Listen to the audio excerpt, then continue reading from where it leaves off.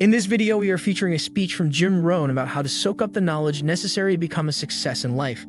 He talks about how we can build a legacy that will last long after we are gone. This speech taught me how important it is to use a journal to write my thoughts down. The most important step you can take when setting goals is to commit your goals to paper. He stresses how important it is to not trust your memory to capture everything. This speech helped me develop the strategy of journaling, and we hope it helps you as well. And now, here is Rohn. Next, keep a journal. Shelf said, Mr. Rohn, not only be a student, but the good ideas that you develop from the books. Keep a separate journal. Write all this stuff down. Here's what he said. Don't trust your memory. If you're serious about becoming wealthy and powerful and sophisticated and healthy, influential, cultured, unique, keep a journal. Don't trust your memory. If you listen to something valuable, write it down. If you come across something important, write it down. Write it down. Now, I used to take notes on pieces of paper and torn off corners and backs of old envelopes and restaurant placemats and long sheets and narrow sheets and little sheets and pieces thrown in a drawer. Found out, best way, keep a journal. I've been keeping these journals now since age 25. It makes up a valuable part of my own learning, and it's a valuable part of my library. My own journals now form a good portion of my own library. The stuff. I'm trying to get kids to do like I do, be a buyer of empty books. Kids find it interesting I buy an empty book, especially at my status in life. What did I pay for this one? $26. Kids say, $26 for an empty book? Why would you do that? Well, the reason I paid $26 is to press me, to see if I can't find something worth $26 to put in here. And I'm telling you, all my journals are private. But if you got a hold of one of my journals, you wouldn't have to look very far until you would say, this is worth more than $26. I must admit, if you got a glimpse of Mr. Rohn's journals, you'd have to say he is a serious student. Not just committed to his craft, but committed to life, committed to skills, committed to learning, to see what I can do with seed and soil and sunshine and rain and miracle and possibilities and turn it into equities of life and treasure, family relationships, enterprise, sales, management, gifts galore, everything you want, all available, especially in America. I'm asking you, keep a journal. I call it one of the three treasures to leave behind. Let me give you that. One of the three treasures to leave behind. Number one is your pictures. Take a lot of pictures. Did you ever look back? Right? 2 or 3 generations, just a handful of photographs way back there. Wouldn't it be something if there was album after album, thousands of pictures to help tell the story? A picture's worth 1,000 words. Don't be lazy in capturing the event. How long does it take to capture the event? A fraction of a second. How long does it take to miss the event? A fraction of a second. Errors in judgment or disciplines. Take lots of pictures. Help tell the story. Click, click, got it. I go to Taiwan to lecture. Taipei, Taiwan. Grand Hotel. Neat place to do a weekend seminar. I got 1,000 students. Guess how many cameras? 1,000 cameras. They all bring their cameras. They wouldn't miss the event, take pictures. Takes me more time to take pictures than it does to do the lectures. Here's my new American friend. Here's my new American friend. Click, click, save it. Got it. 1,000 words, each one. What a scenario. Don't miss the pictures. When you're gone, one of the things to leave behind, the treasure in picture as well as in words. Next, your library. The library that you gathered, that taught you, that instructed you, that helped you to defend your ideals, that helped you to develop a philosophy, that helped you to become wealthy and powerful and healthy and sophisticated and unique. The library that helped you conquer some disease, the library that helped you to conquer poverty, the library that caused you to walk away from the ghetto, the library, the books that instructed you, fed your mind and fed your soul. Leave your library behind. One of the greatest gifts you can leave behind is your library. Stepping stones out of the darkness into the light. Your library. So leave your books behind. Your books will be more valuable than your couch. Books, books, books. And third is your journals. The ideas that you picked up. The notes you took at seminars like this. Wherever you found an occasion to gather something valuable and put it in here so you could go back over it. Repetition is the mother of skill. Read it one more time. Learn it one more time. See if you can digest it one more time. Let it coach you one more time. Let it teach you one more time. Let it inspire you one more time. Words are inspirational. The lyrics of a song. And not just read it once. That's why we put our stuff on cassettes so you can go through it again and again and again. If you hear a beautiful song that does something to you, you don't say, well, that's enough. Don't need to hear that again. No. Wouldn't you want to hear it again, hear it again, hear it again? Let it instruct you. Let it feed you. Let it teach you. Take you on wings of emotional journeys. Wouldn't you want to do that again? The answer is yes. That's what's so important. Here's what's important. One of the things to leave behind, that's your journals. All the stuff you took the meticulous time to gather. One of the greatest proofs that you're a serious student. Taking pictures, that's pretty easy.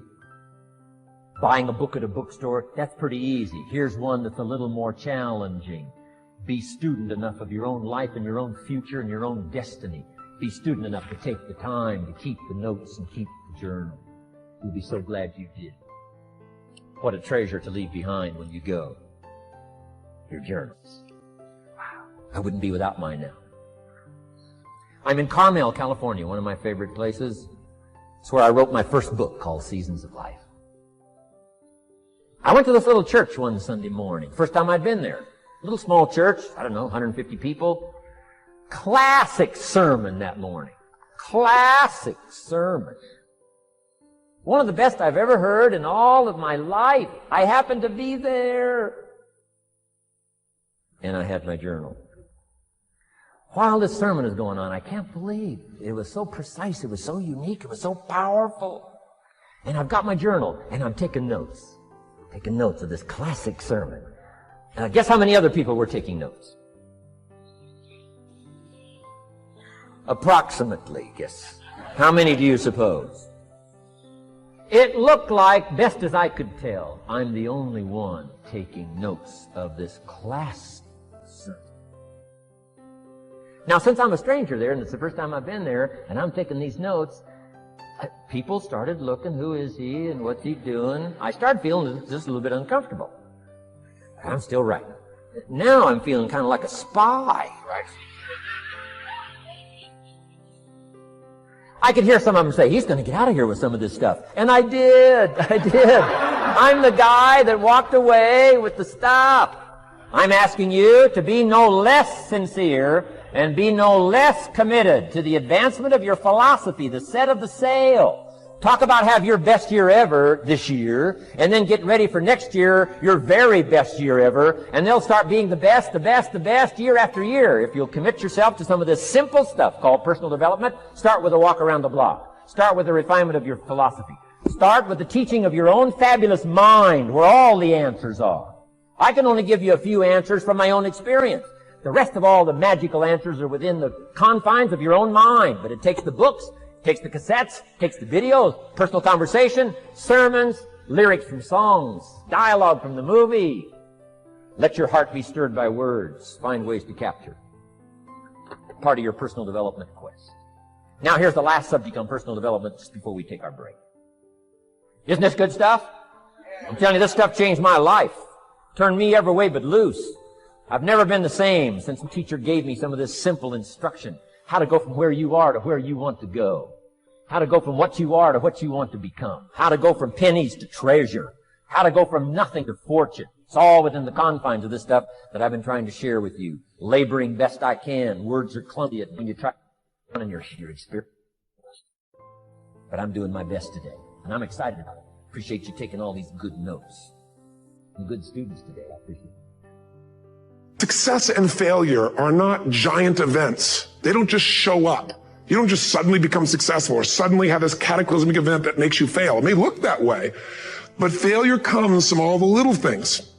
It's failure to make the call. It's failure to check the books. It's failure to say, I'm sorry.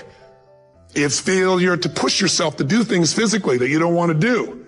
And all those little failures day after day come together until one day some cataclysmic event happens and you blame that. That event happened because you missed all the little stuff. Do you agree with me? And success, by the way, is not some overnight event. It's all these little things. Success is having a vision. Success is making it compelling. Success is really seeing it and feeling it every day with strong enough reasons. Success is feeling the sense that I'm here to grow and I'm here to give something to the world more than just myself. All the little stuff. That's where success comes from. In business, it comes from delivering more than anybody could imagine. All those little things add up. People go, wow, that's who I want to do business with. It's true in any area of your life. I read a minimum of 2 books a week. The average American reads only 1 book a year.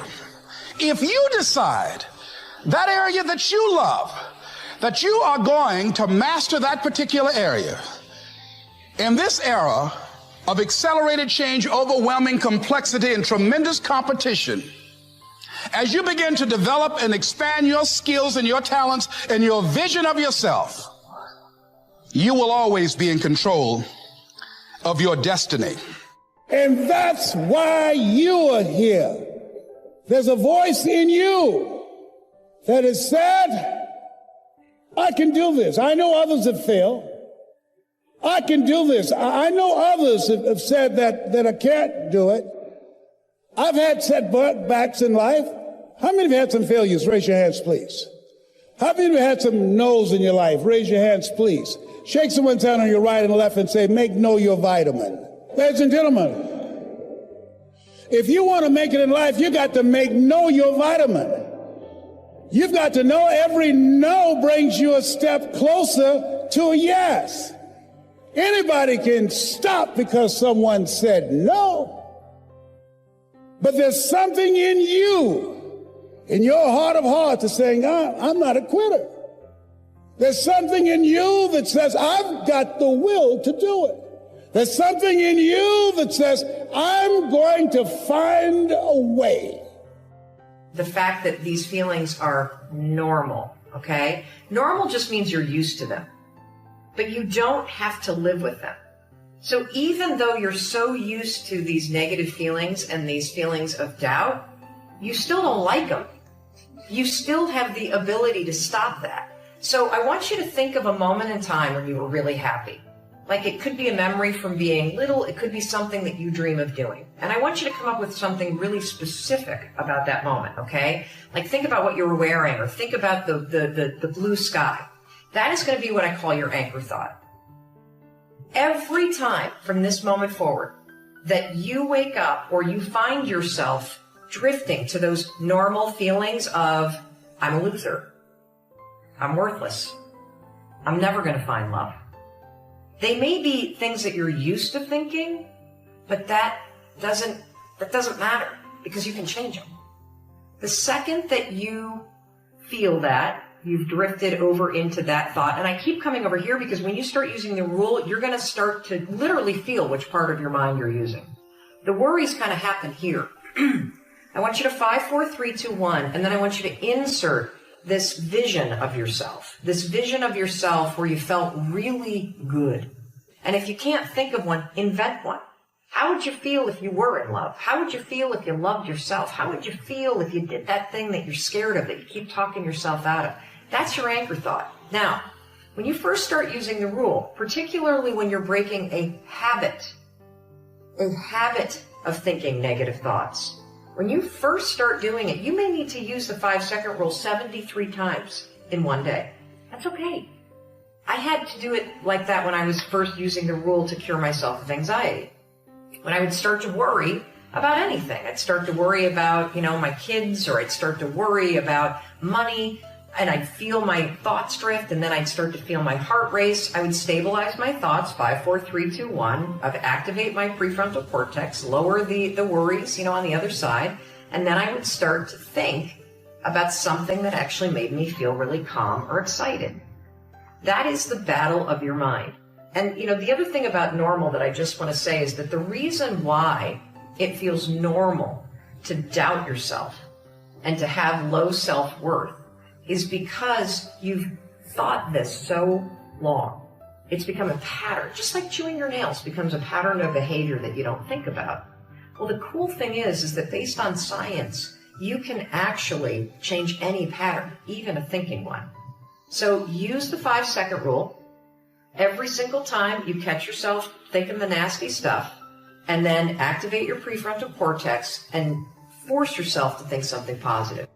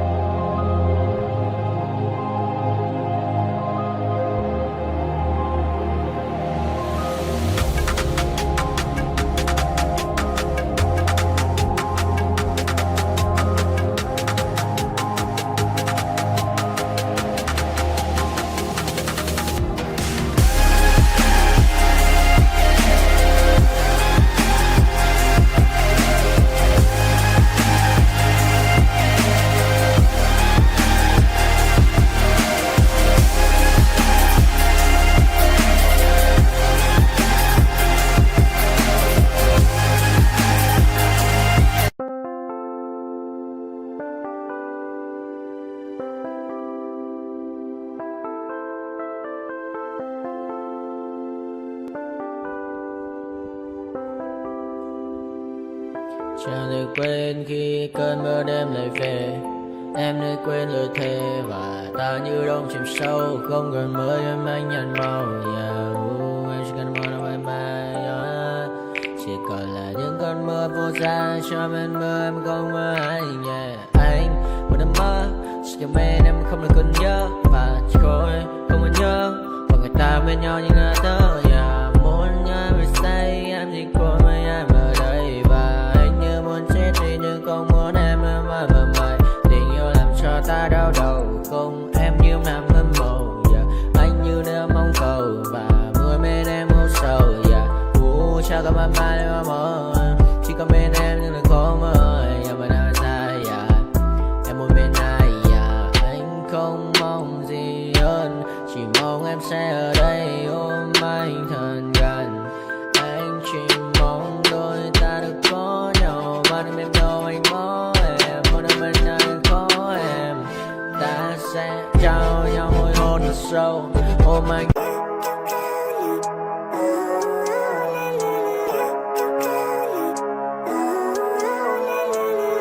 Living life, every day, late at night, not okay. All I want, and I pray, all I need are some better days. Fuck me, I'm looking in the mirror, so foggy, but I've never seen clearer. I don't really think anyone can save me, and honestly I'm not really sure I want saving. I like to be my own worst enemy. There's no risk if you don't try at anything, so I'ma just keep buying everything. See you in the next life, have to be a better me. I don't think that my head's on straight. Gotta flip it and grip it and go and get an x-ray. What's wrong with me? I just feel weight pushing on my chest and it squeezes till I suffocate. Better change my mindset, meditate. It's pretty cool that I'm alive and have better days. I could walk, see, hear, I should celebrate. Think I could change my mind, maybe elevate. Living life, every day, late at night, not okay.